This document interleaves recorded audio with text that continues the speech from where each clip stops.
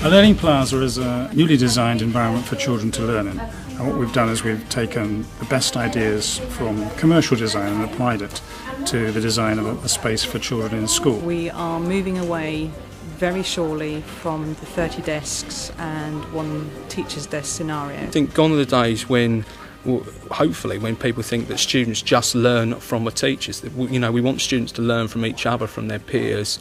We want them to share experiences, and this area is tailor-made for that. My first impressions of the plaza was that it was a fantastic environment for the students to learn in.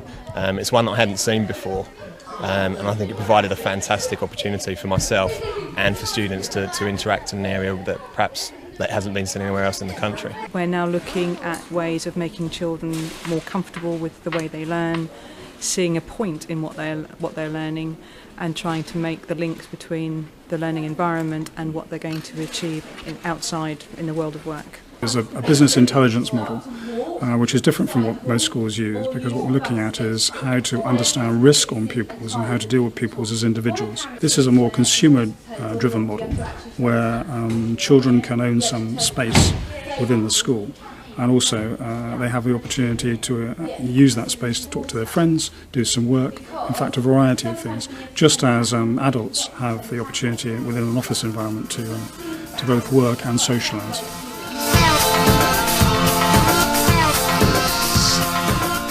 It's different to traditional classrooms in the sense that we've got this wonderful, as we call it, banana-shaped seating. The layout of the ceiling above us allows the sound to travel in particular directions only, so you can have 3 lessons going on without interfering with each other.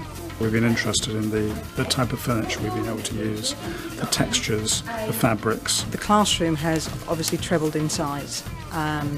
It's got bright colours, it's got colours which are designed to calm people down and to induce this state of focus, really.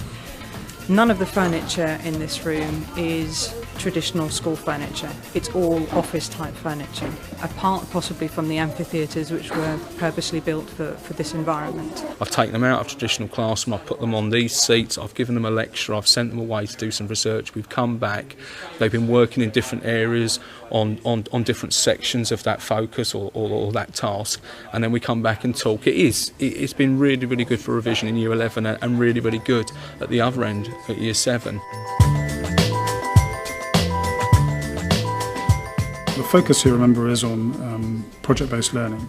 So we are developing skills for teachers based on how they can coach children through rather than simply stand in front and lecture at them. It's interesting that by 2010 the amount of technical knowledge in the world will double every 72 hours. So the idea of a teacher being the font of all knowledge is increasingly dying. There was a very small group of staff whose reaction was absolutely not, I don't want to have anything to do with this.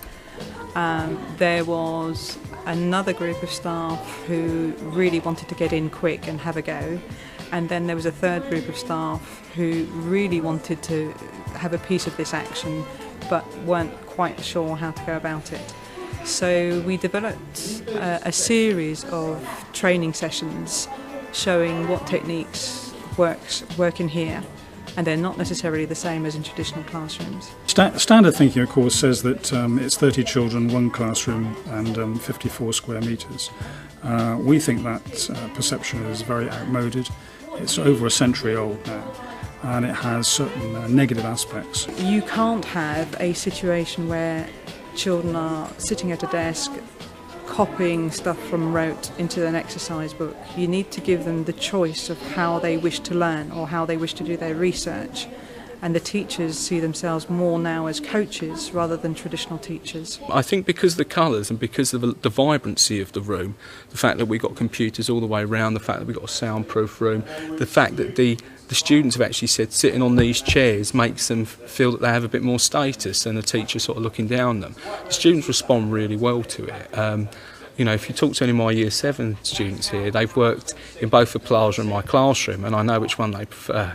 My job's different to working in this space and in a normal classroom, in the sense that it allows me to space the children out. They can use the area as they wish. I encourage them to work independently. Because you've got more teachers there, actually you get better responses from children, because it isn't a lonely teacher in a classroom with 30 children. It's a number of teachers in a larger space with a number of children. So we think there are benefits, and certainly the results we're seeing so far tend to support that.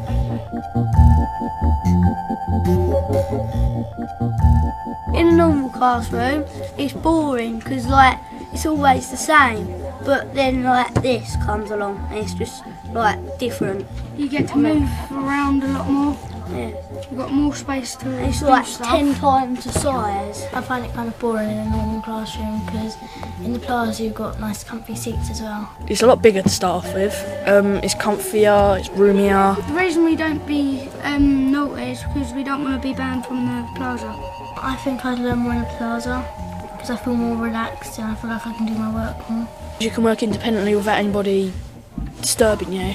From when we come in, it's really relaxing because you have to take your shoes off and you walk around in bare feet. It's like you're at home. It's something completely different. It's really good. There's nothing else to say about it, really.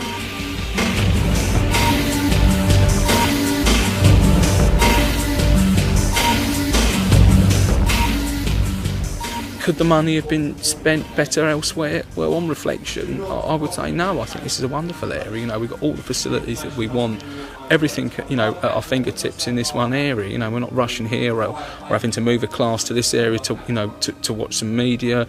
You know, we're not having to book a computer suite and take them out of the teaching room. It's all here in one area. You couldn't really want any more. It's the children who sell this plaza. They're the ones who turn around and say, wow.